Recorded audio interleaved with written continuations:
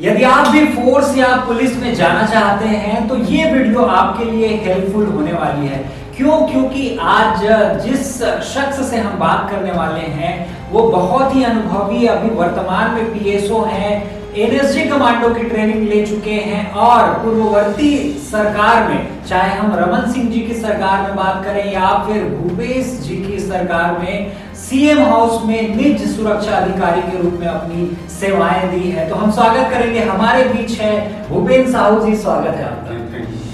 तो हम जो आज के युवा हैं उनके लिए हम कुछ सवालात लेकर आए हैं और आपसे जानना चाहेंगे, क्योंकि आज आप जिस पद पर हैं बहुत सारे युवा वहां पहुंचना चाहते हैं, बहुत सारे जो युवा हैं वो बनना चाहते हैं। तो सबसे पहले तो मैं यही जानना चाहूंगा कि आप फोर्स में आने का प्लान कैसे बनाया, मतलब विचार कैसे आया था आपके मन में? विचार तो मेरे स्कूल समय से ही था। उस समय शुरू में से ही सेना में फोर्स में जाने का एक इच्छा शक्ति था, तो उसी टाइम से था कि फोर्स में जाना है, देश सेवा करना है और बहुत जज्बा था फोर्स में जाने के लिए। जी, तो परिवार में कोई और ऐसे पुलिस या फोर्स में है जिसको देखकर आप इंस्पायर हुए और नहीं मुझे उनके जैसे बनना है, ऐसा कुछ?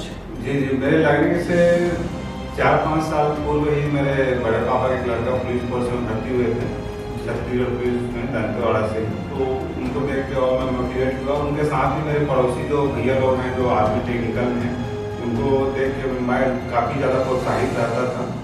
उनसे पूछता भी था कि फोर्स में जाने के लिए कैसे तैयारी करना है, क्या करना है। तो मैं काफ़ी उनसे इंस्पायर्ड हूँ। तो पीएसओ आखिर कौन होते हैं और एक पीएसओ का क्या काम होता है? देखिए, पीएसओ एक पर्सनल सिक्योरिटी ऑफिसर होता है, जिसको हम लोग हिंदी में निजी सुरक्षा अधिकारी बोलते हैं। किसी भी वीआईपी या वीवीआईपी के प्रोटेक्शन के लिए पीएसओ रहते हैं, ठीक है।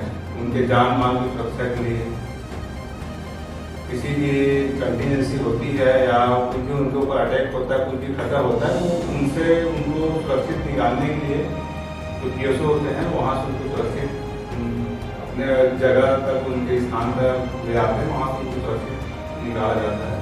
तो पीएसओ लोग का बहुत अहम रोल होता है वीआईपी सिक्योरिटी में। जैसे कि हम देखते हैं पुलिस या फिर आर्मी का एक स्पेशल वर्दी होता है, तो वैसे पीएसओ का भी कोई स्पेशल ऐसा कोई यूनिफॉर्म है या क्या यूनिकनेस है जिसको देखकर हम पहचानते हैं कि ये पीएसओ है? जी हाँ, पीएसओ का ये एक स्पेशल यूनिफॉर्म है, वो नेवी ब्लू कलर का सफारी है जी। Black shoe, navy blue colour का सफारी और ब्लैक गॉगल, और जो भी एरिया वाइज जो वेपन मिलता है वो अपन हैंडल करते हैं। चाहे नक्सल प्रभावित क्षेत्र हो तो वहाँ AK-47 से लॉन्ग वेपन देते हैं, या इधर सिटी एरिया उसके लिए स्मॉल वेपन कैरी करते हैं। एरिया वाइज जैसे सेंसिटिव एरिया है तो आपको ज्यादा हैवी जो गन दिया जाएगा, तो ज़्यादा लॉन्ग रेंज करना है। तो यदि कोई जो आज के युवा है वो पीएसओ बनना चाहे तो उनके लिए क्या कुछ सुझाव देंगे, मतलब वो कैसे बन सकते हैं, यदि प्रोसीजर बताना चाहेंगे तो? जी, पीएसओ बनने के पहले आपको पुलिस फोर्स में आना पड़ेगा और कम से कम आपको 5-6 साल की जो बस्तर में है नक्सल एरिया में सर्विस देना पड़ेगा, आपको अनुभव होना चाहिए। उसके बाद पीएसओ के क्वालिफिकेशन टेस्ट होता है, वो टेस्ट को आपको क्लियर करना पड़ेगा। फिजिकल टेस्ट है और मेंटल टेस्ट है, तो वो सब चीज़ों को क्लियर करने के बाद आपको पीएसओ में जब आपको सिलेक्शन होता है उसके बाद फिर से आपको पीएसओ का कोर्स होता है 45 डेज का। तो हमें जानकारी से पता चला है कि आप घोर नक्सल प्रभावित क्षेत्र में भी पदस्थ रहे हैं और कई बार ऐसा भी हुआ है कि आपके शरीर के मतलब आजू बाजू से भी कई बार मतलब जो गोली है वो निकली है, तो क्या कुछ बताना चाहेंगे, जीवन उस समय कितना कठिन रहा? जी हाँ, मैं शुरुआती 5 सालों तक काफ़ी घोर नक्सल एरिया में रहा हूँ, दंतेवाड़ा, बीजापुर, सुकमा, कोंडा गाँव, कंकेर में। तो उस समय एसटीएफ और बटालियन स्टेट का गठन हुआ था, तो हम लोग एसटीएफ भी चलते थे, नक्सल ऑपरेशन करते थे, सर्च करते थे। तो उस समय ऑपरेशन के दौरान कई बार मुठभेड़ हुआ है, फायरिंग एनकाउंटर हुआ है, तो 2-3 बार मैं भी उसमें शामिल रहा हूँ। तो एक बार तो ऐसा हुआ कि मेरे बगल से ही गोली निकली, ऐसा लगा कि छूते हुए निकली। तो उस टाइम में जो एक्सपीरियंस जो होता है, बहुत अनुभव बहुत अलग होता है। जब आप ग्राउंड में आपके साथ कुछ भी ऐसा मुठभेड़ होता है, आप जब भी एनकाउंटर से आपका सामना होता है, तो वो एक एक्सपीरियंस वो एकदम अलग रहता है। वहाँ पे आपको लगता है कि हाँ, आप कितने सीखे हैं, आपको कितना एक्सपीरियंस है फील्ड में करके। तो वहाँ से आपको अपने साथ साथ अपने साथियों को निकालना और वहाँ से सुरक्षित ढंग से उस जंगल से, उस एरिया से आप सुरक्षित ढंग से अपने कैंप तक वापस आना, चाहे नक्सली को इनकाउंटर करके मार के लाना हो, चाहे अपने को अपने साथियों को सुरक्षित कैंप तक वापस आना हो, एक कठिन काम होता है और जो हमें करना भी पड़ता है। तो जैसे हम आपकी यदि बात करें, पहले आप कौन सी विभाग, क्योंकि जैसे अलग अलग विभाग होता है, इंडियन आर्मी, CSA, BSA, ऐसे बहुत सारे अलग अलग विभाग हैं, आप अच्छे से बता पाएंगे। तो पहले आप शुरुआत कहाँ से किए थे, इंडियन आर्मी या फिर छत्तीसगढ़ पुलिस ऐसे, उसके बाद आज PSO के पद पर हैं? जी हाँ, मैं छत्तीसगढ़ पुलिस में भर्ती हुआ था 2013 में, 2012 में भर्ती दिया था, 2013 ज्वाइनिंग करके छत्तीसगढ़ पुलिस में भर्ती हुआ था। उसके बाद छत्तीसगढ़ पुलिस के 2 शाखाएं हैं, एक CF है, दूसरा DF है। तो मैंने CF ज्वाइन किया था, छत्तीसगढ़ आर्मड फोर्स, जिसमें मेरे को 9 बटालियन काली दंतेवाड़ा मिला, वहाँ मैंने ज्वाइन किया था। तो वहाँ मैं बी कंपनी में मेरा ज्वाइनिंग था। तो बी कंपनी से मेरा वहीं से शुरुआत हुआ। उसके बाद मैं धीरे से वहाँ कई जगह डिप्लॉयमेंट हुआ, चाहे बीजापुर हो, दंतेवाड़ा, कोंडागांव, कांकेर। उसके बाद फिर PSO का क्वालिफाइड टेस्ट दे के PSO में आया, फिर PSO में भी सेवारत हूँ। तो यदि हम पुलिस या फोर्स की बात करें, अब दोनों अलग अलग चीज़ें हैं, जैसे स्टेट और सेंट्रल की बात करें, तो कौन से विभाग है जिसमें जो आज के युवा है वो जाना चाहेंगे तो आसानी से जा सकते हैं, मतलब जिसमें ज़्यादा कठिन जैसे जो होता है फिजिकल टेस्ट या रिटर्न, वो आसान किसमें होता है? आसान तो किसी में भी नहीं है, ठीक है। मैंने यहाँ आने से पहले कम से कम 20 भर्तियाँ दी हैं, बहुत बार असफल हुआ, कई बार असफल भी हुआ। और छत्तीसगढ़ पुलिस CF में आने के पहले भी मैं SSC क्वालिफाइड किया था, सिलेक्शन कमीशन उसका कर्मचारी संघ आयोग का। तो आसान किसी भी कोर्स में नहीं, उसके लिए आपको कठिन परिश्रम करना पड़ेगा, निचोड़ मेहनत करनी पड़ेगी, ठीक है। और आपका लगन, आपका परिश्रम ही आपको आगे तक लेके जाएगा। चाहे आप किसी भी फोर्स में जाना चाहो, चाहे पैरामिलिट्री फोर्स हो, Indian army, Indian navy, Indian air force, चाहे आपका छत्तीसगढ़ पुलिस क्यों न हो, उसके लिए आपको मेहनत करनी पड़ेगी, फिजिकल देना पड़ेगा, मेडिकल देना पड़ेगा, रिटर्न देना पड़ेगा, उसके बाद आपका कहीं सिलेक्शन होगा। तो कठिन है, ऐसा आसान कोई भी चीज़ नहीं है, उसके लिए आपको मेहनत करना पड़ेगा। जी, 20 बार आप भर्ती में गए हैं, पूरे छत्तीसगढ़ के अंदर कि छत्तीसगढ़ से बाहर? छत्तीसगढ़ से बाहर भी मैं दिया हूँ जी। तो ये 20 बार आप जब भर्ती देने गए हैं, उस दौरान मतलब आप 10 बार हो गया, 15 बार हो गया, कभी आपका मनोबल ऐसा नहीं लगा कि नहीं यार बस इसको छोड़ देते हैं, हम कुछ दूसरा करते हैं, ऐसा कभी कुछ मन में ख्याल नहीं आया? नहीं, ऐसा कभी लगा नहीं, क्योंकि असफलता मिलती है और परिश्रम सफलता की कुंजी है। तो हमको मतलब मेरे को लगता था कि नहीं, और कुछ अच्छा करना ही है, जो चीज़ें कमियां रह जा रही, जो छूट रहे हैं, उसमें अपन को अच्छा करना है, आगे बढ़ना है। और आज नहीं कल तो हो गई होगा करके, तो अपने पास कुछ ऑप्शन ही नहीं था, बस मेहनत करते थे और भर्ती देने जाते थे, पढ़ते थे। लेकिन बैकअप की बात करें तो पारिवारिक जो पृष्ठभूमि होता है, फाइनेंशियली वो स्ट्रांग रहे तो इंसान का जो मनोबल है वो बना रहता है। लेकिन जब फाइनेंशियली इतना स्ट्रांग नहीं है फैमिली, तब कहीं ना कहीं इंसान टूट जाता है, बिखर जाता है। तो आपके यदि पारिवारिक तो उस समय कि हम फाइनेंशियल स्टेटस की बात करें तो क्या कुछ था, बताना चाहेंगे? तो नहीं, मैं वैसे तो एक मध्यवर्गीय परिवार से बिलोंग करता हूँ, एक मध्यवर्गीय परिवार से आता हूँ। और मेरे पिताजी एक फार्मर किसान हैं, उसके बाद छोटे व्यापारी रूप में अपना काम किया। तो वहाँ हम लोग बहुत संघर्ष किए, चाहे पढ़ने लिखने में हो, नौकरी में हो, चाहे कोई भी काम करने के लिए हो। तो ऐसा कभी लगा नहीं, क्योंकि जब तक आपके सामने कोई चुनौती नहीं है ना, तो उस सफलता कोई मिल जाएगी तो उसका आपको आनंद ही मिलेगा, ठीक है। तो वो चीज़ें हमको लगता था कि नहीं, अगर कोई परेशानी है, संघर्ष है, तो आप परिश्रम और मेहनत करें तो उस चीज़ को हम प्राप्त करेंगे। और हमको बहुत खुशी होगी और बहुत ज़्यादा खुशी हुई भी। और अच्छा लगता है आज हम अपने परिवार में, अपने घर में, अपने समाज के बीच में जब भी जाते हैं, उनसे बैठते हैं, बातचीत करते हैं, तो हमको प्राउड फील होता है। हमारे साथ साथ जो हमारे प्रियजन हैं, दोस्त हैं, माता पिता हैं, गुरुजन हैं, सबको अच्छा लगता है। और उन सब लोगों का मैं तहे दिल से शुक्रगुजार हूँ। उन सबको मैं प्रणाम करता हूँ जिनके आशीर्वाद से, जिनके मार्गदर्शन से आज मैं यहाँ हूँ।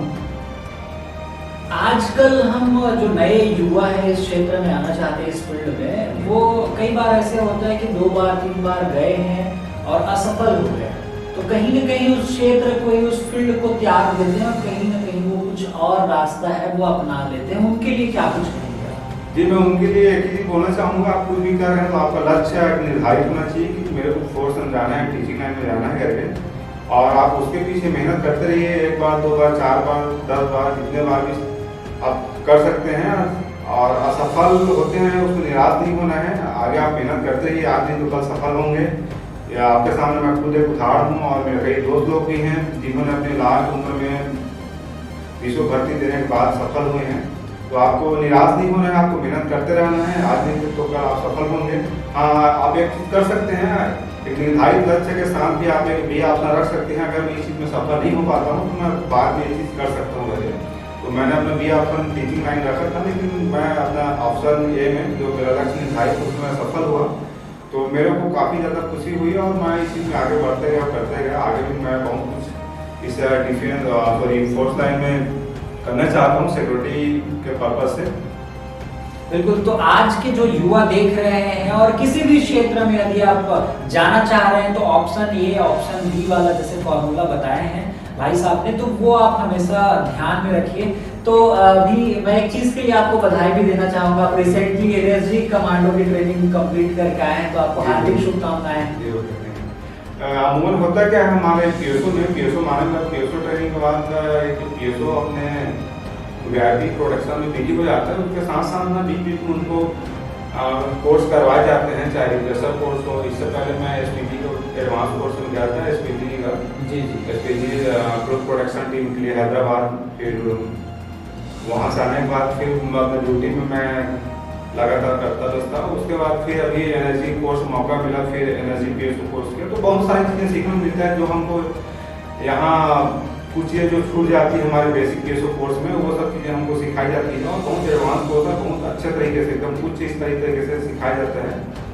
एनर्जी हमारे भारत के एकदम नेशनल सिक्योरिटी गार्ड कमांडो हैं और सिक्योरिटी का एक बहुत अच्छा अहदा है जिनके द्वारा सिखाया जाता है, और काफ़ी चीज़ें हम जाते हैं प्रोडक्शन में उसको यूज़ करते हैं और आगे हमारे लिए उसका फायदा मिलेगा।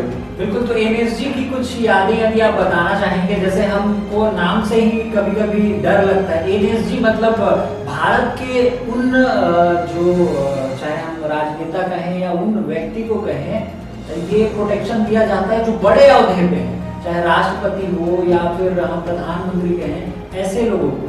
तो अब इस चीज का आप ट्रेनिंग करके आए हैं, तो कुछ बताएंगे क्या कितना हार्ड रहता है? एनर्जी की ट्रेनिंग तो ऐसे हार्ड है, और एनर्जी भारत में चुनिंदा लोगों को दिया गया है जो जिनकी Z+ सिक्योरिटी है, जैसे हमारे रमन सिंह जी हैं, आदित्यनाथ योगी जी हैं और मायावती जी हैं, वैसे और बहुत सारे लोग हैं जिनको एनर्जी सुरक्षा दिया गया है। एनर्जी सुरक्षा एक विशेष उनके एक वो रहता है, विशेष सुरक्षा रहता है एनर्जी का, जो वीआईपी आदि को Z+ सुरक्षा रहता है, Z+ सुरक्षा वाले को दिया जाता है। और सिक्योरिटी के लिए बहुत लोग प्रतिबद्ध रहते हैं।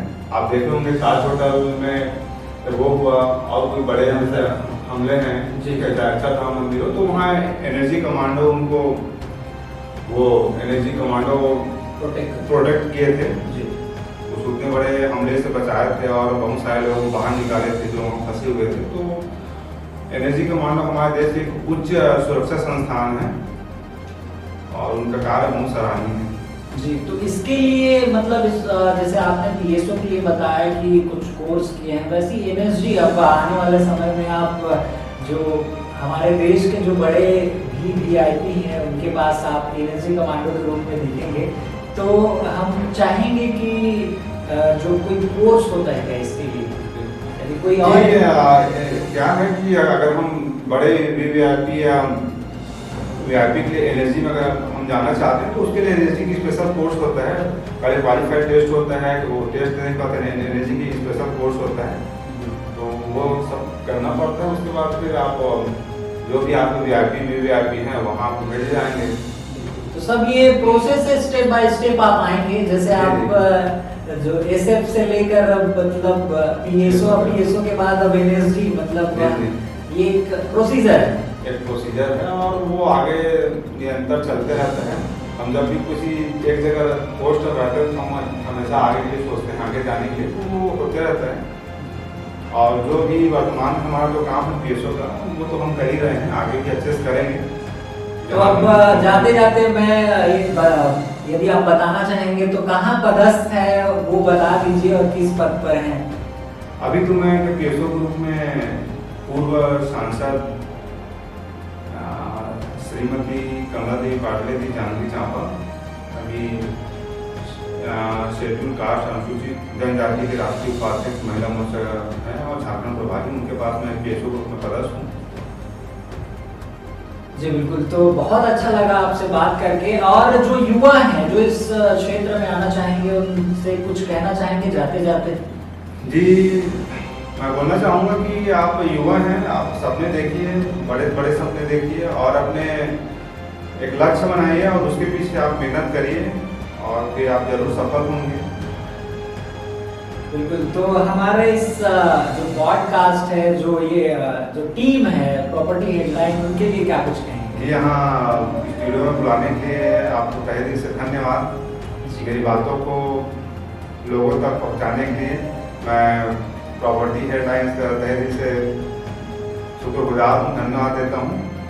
बिल्कुल, तो हम अब इस जो बातचीत है उनको यही हम विराम देंगे। मुझे लगता है कि जो आज के युवा हैं, फोर्स में या पुलिस में जाना चाहते हैं, उनके लिए ये बहुत ही मतलब हेल्पफुल वीडियो आई थिंक है। क्यों? क्योंकि एक जो एनएसजी कमांडो की ट्रेनिंग ले चुके ऑलरेडी पीएसओ हैं, जो सब चीज देखते हुए करते हुए आज जिस मुकाम पर पहुंचे हैं, वो अपना एक्सपीरियंस साझा किए हैं। तो अब हम एक नए वीडियो में एक नए पर्सनालिटी के साथ मिलेंगे। अभी के लिए मैं आप सभी से चाहूंगा अनुमति। जय हिंद।